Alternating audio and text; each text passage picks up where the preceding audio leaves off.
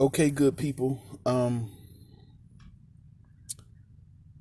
want to talk about the pastor from Florida who they put a warrant out for his arrest because he held not one but two church services yesterday with hundreds of people. Um, he refused to close his doors, so they put out a warrant for his arrest. Um, this man happens to be Rodney Howard Brown. Now, in my personal opinion, I don't claim to know everything about this man. I don't claim to know his heart. I don't claim to know what prayers he says to God at night, if any. But in all of my understanding and all of the discernment that God has given me and all of my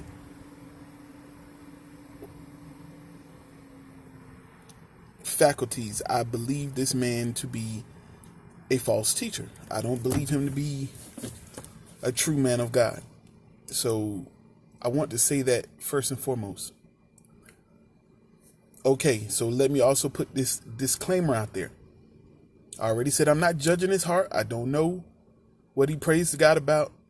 All I know is I watched his TV show,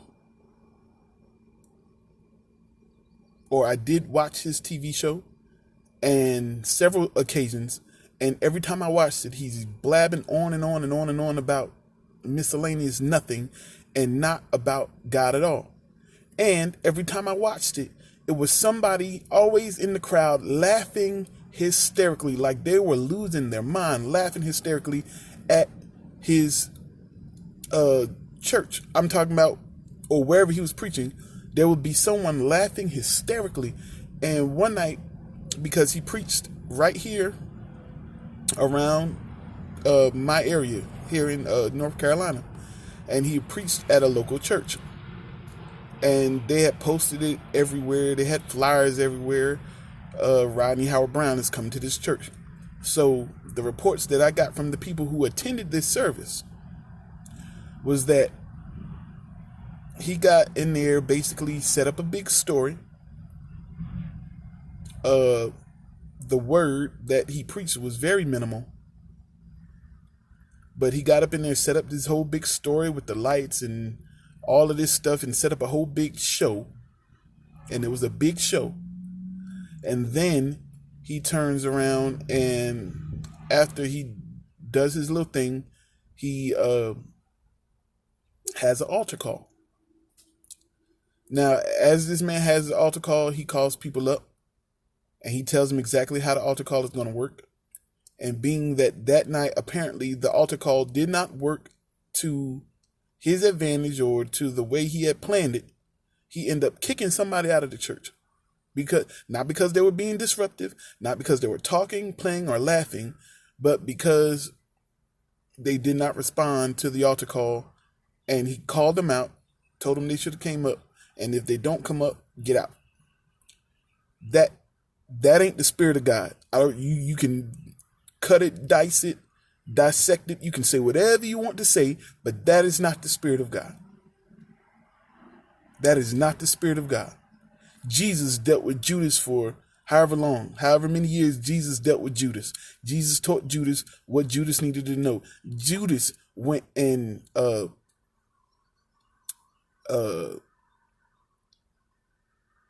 taught the people, whoever he was sent to teach, he taught people. Now we know that Judas was a thief and all of these other things. But Jesus even called Judas friend. Jesus never threw Judas away. Judas had his purpose. We know that Judas was born to betray Jesus. We know that was his purpose. Okay, my point of bringing Judas up is the fact that if Jesus didn't throw Judas away, if Jesus didn't kick Judas out, what man or what reason did he have, this Rodney Howard Brown guy, what reason did he have to kick another man out of the church? Okay, so I'm setting all that up, or I said all of that to set up my point in the fact that I do not uh, feel that he is a true man of God. I do not. Maybe God may use this situation to draw him in, or it could be that this situation causes more hatred, causes more persecution of the Christians, because people will look at this man who, again, I do not believe to be a true man of God. That's my personal opinion. I do not believe him to be a true man of God. And so then he held services that would likely put hundreds of people, thousands of people in danger. And so now it seems as if he is a quote unquote martyr for the faith, when all he has been doing the entire time is preaching a prosperity gospel and a lot of foolishness, basically. And so, with that being said, in no way, shape, or form am I gloating or am I saying, haha, look at him, haha, good for you. Da-da. No, I'm not saying none of that. But I do have to disagree with a lot of people saying, be careful how you talk about him. I disagree with all that. The Bible tells us, and Paul called out plenty of false prophets. You call him out. Go back and look at this man's preaching. Go back and look at this man's track record. He is not a God. He is not a God-led, Spirit-led man. And so, if anything, him getting in this type of trouble, being a pastor of a church, is really making things harder for us.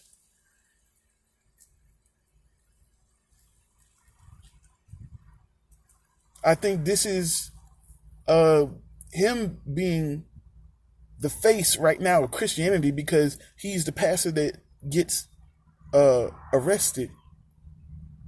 It'd be one thing if it was somebody who had a reputation of being a true man of God. Then, it'd be one thing. And we still need to pray. I'm not arguing that. We always need to pray. We always should be praying, because this could make it bad for the rest of us. And I believe that it probably will. But if the world starts looking at Rodney Howard-Browne as the Christian pastor, oh, buddy, we got a problem, because he is not a pastor. I don't know what he is. He might be in that position, but he's no pastor. So y'all need to be praying. Y'all need to be focused on Jesus, focused on God. Don't look at the storm. Stop looking at the storm. Stop paying attention to the COVID-19. Stop paying attention to everything, and keep your eyes fixed on Jesus. All right? Don't be distracted. Keep your eyes on Jesus. God bless you.